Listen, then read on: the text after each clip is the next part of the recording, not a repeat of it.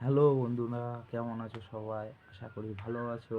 তা এই মুহূর্তে কিছু সুখবর দিতে চলেছি। খবরটা হলো কি জানেন তো?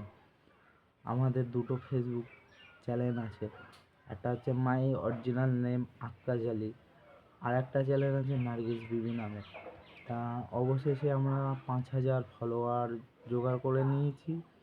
তা ভিডিও বানাচ্ছি, মোটামুটি ভিউজ আসছে, কমেন্ট আসছে।